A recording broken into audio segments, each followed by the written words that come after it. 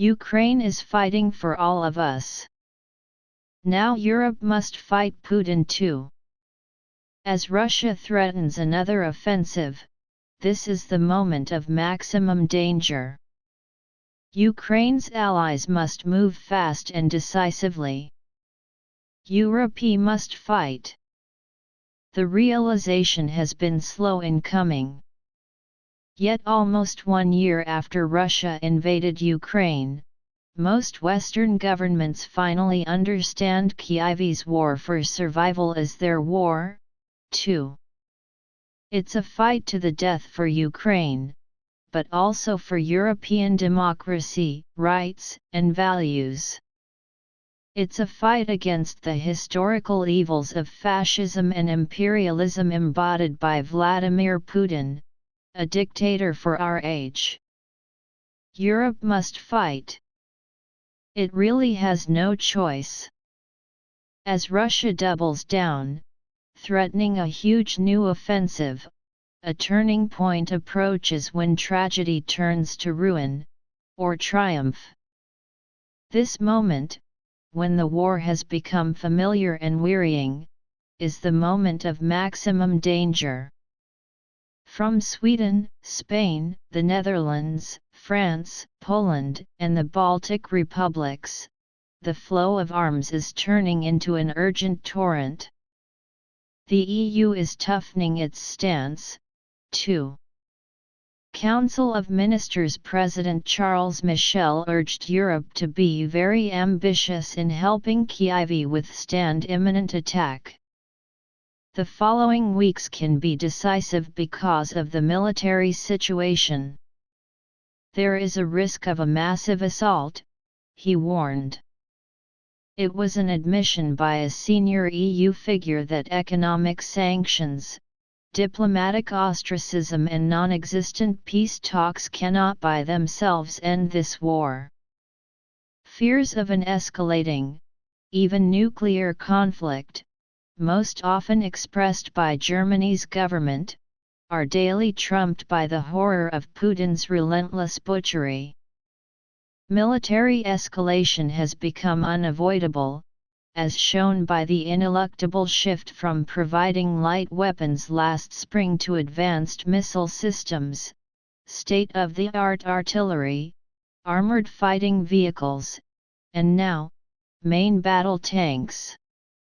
Every time a kindergarten, school, or hospital is bombed, every time atrocious war crimes, rapes, and hideous acts of torture are uncovered, every time a family weeps over the grave of a loved one, killed in a struggle waged on behalf of all, Europe's obligation to resist such brutalism is reinforced. In their hearts, Europeans know full well that defeat would be disastrous. Surveys show public opinion remains overwhelmingly hostile to Russia. While many people would back a negotiated settlement, they realize it's unobtainable at present. Meanwhile, hesitant, unimaginative leaders such as Germany's Chancellor, Olaf Scholz, are pulled along by a tidal wave of disgust. Europe, in order to prevail, must fight back with everything it's got, even at the risk of national armed forces ultimately becoming directly engaged. Last week's wrangling over sending high German Leopard 2 tanks to Kyiv merely reprises previous, futile arguments about the level of weapons supplies. Ukrainians fight for all of us, so why tie their hands? East and Central European politicians have a clear-eyed estimation of the physical Russian threat, rooted in history. They want NATO to send combat aircraft, too. How different things might be today, they suggest, had a less cherry Western alliance deployed such weapons last spring. It's a question Joe Biden, NATO's de facto boss, should ask himself as he dithers anew, this time over Kyiv's plea for long-range missiles that could hit bases in occupied Crimea and Russia itself. Emotionally, Putin gets it. Visiting Warsaw last March, he blurted out, "For God's sake, this man Putin cannot remain in power." Yet politically, his instinct is to play safe, even when safety is an illusion. It's pointless blaming the US, which provides the lion's share of arms and aid, including $2.5 billion last week alone. Europe must fight its own battles and not hide, as Scholz tries to do, behind America's skirts.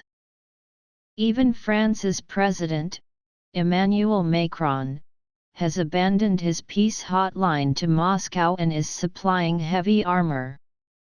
Macron, too, realizes Europe must fight.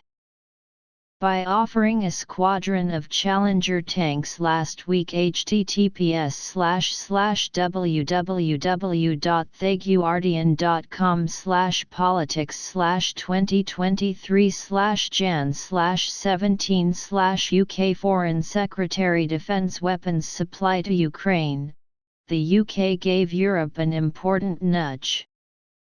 It will cost so much more in human lives and so much more in money if we allow this to be a long, drawn-out attritional war, Foreign Secretary James Cleverly said. We should look to bring it to a conclusion quickly. The conclusion has to be Ukrainian victory. And that dictates therefore that we need to intensify our support. Blundering Putin's belief that he's now in a fight to the finish feeds a growing sense of emergency. Anders Fogh Rasmussen, a former NATO Secretary General, https://www.bbc.co.uk/programs/p0dx4fqt, said Kyiv should have all the tanks it needs. And it was time to close the skies over Ukraine to prevent more civilian deaths.